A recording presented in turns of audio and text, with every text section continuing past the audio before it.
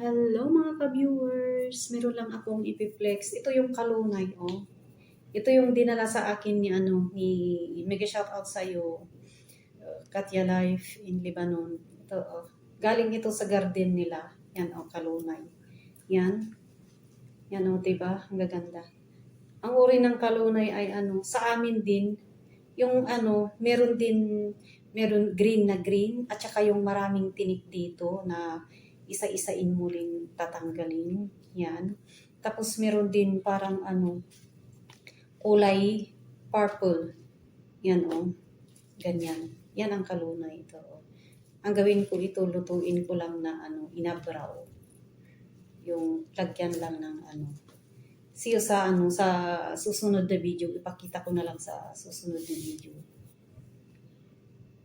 Mga viewers, ito na, hugasan natin yung kanunay. Ilang beses ko na itong hugasan ay pang-apat na ito. Kasi nga yung yung tawag nila dito crab. Kaya binabad ko muna. Ilang beses ko itong pang-apat. Yan. O diba na?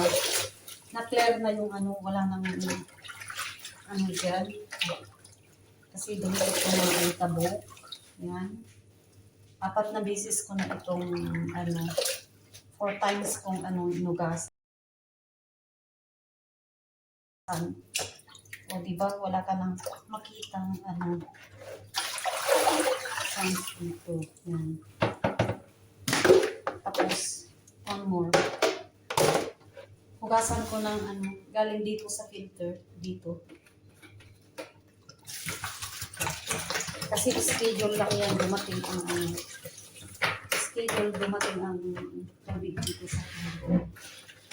Kaya i-rinse up ko dito galing sa filter.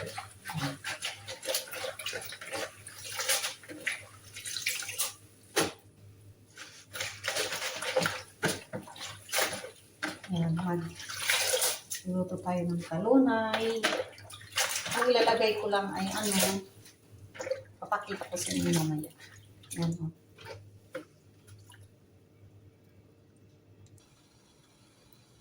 Hello mga ka-viewers, ito na, oh. Bakit walang ilaw ako?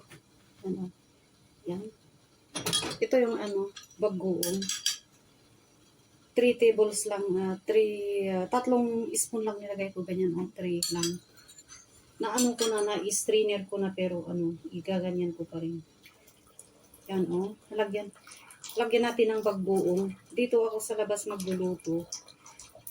Yan. Dito sa labas ng kusina namin. Walang siya kasi na-strainer ko din. 3 lang ganyan ang ilagay ko. Ayaw kong masyadong marami para kunti lang. Yan. Tapos ang ilalagay ko ay lang ilagay ko. Ito, oh. Yan, oh. Luya. Ginger yan. At saka yung kamatis at saka sibuyas. Yun lang ang ilagay ko. Yan. Yan, oh. Oh. Ganyan. Ganyan nilagay ko. Ganyan ang gawin na pagluto ko ng ba yan? Bakit walang ilaw ganyan?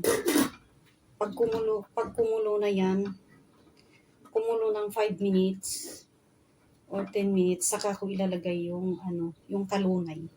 Ayan. Hello mga ka-viewers, ito na kumukulo na ng ng mga 5 minutes lang. At ilalagay ko na itong kalunay. Yan. Yan. Pag kung gusto niyo din kung gusto niyo yung natural na taste, kahit lang, pag meron kayong diyan, luya lang ang ilagay niyo.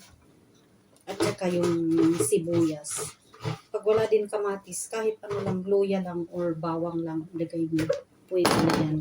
Pag gusto niyo yung natural na taste lang na, alam naman niyo talaga. Kahit walang bagoong. Ako nga sabi ko, kahit hindi ko na lagyan ng bagoong, pero nilagyan ko ng bagoong kasi meron akong bagoong. Yan. Kaya lang, tatlong tablespoon lang ang nilagay ko. Patakpan natin muna. Hello mga ka-viewers, ito na luto na. Luto na siya yung kalunay. Ito, mas masarap ito kung ano din. Yung lasa, pag yung meron kayong napritong manok, o kaya hindi napritong, pwedeng napritong manok, at saka yung napritong isda, isahog mo dito. Pwede rin. At saka, ako simple lang ang inano ko kasi dito. At hindi ko nilagyan